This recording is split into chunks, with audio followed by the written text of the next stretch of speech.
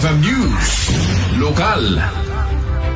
Gapo iti agraira apa nakatiliw dagiti suspek nga da iti pakainaigan na ti baltog ken balbala ket napanunutan ti LGU San Nicolas pakairamanan dagiti partners dang agisayang kat ti one-stop shop Eltof Caravan iti mall iti ili ti San Nicolas inton March 11 to 12 kunan ni Police Captain Sigman Benigno hepe ti PNP San Nicolas ket adto manen dagiti kakadwada ang mga ijaya ti serbisyo para kadagiti umili sa coming month March 11 and 12 mangisayang kat tayo ti LTAP Caravan mga dito mall tayo dito ket in-initiate met lang ti San Lorenzo Gun Club ti Arms Corner ken LGU San Nicolas.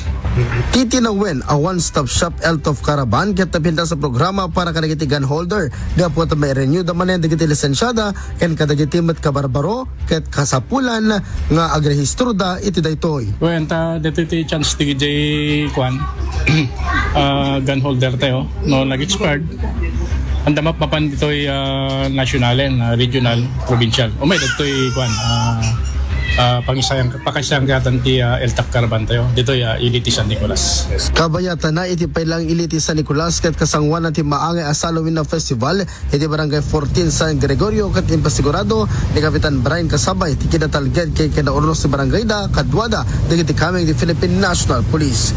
Para iti IFM News, Idol Lawrence Martinez, Tatak IFM.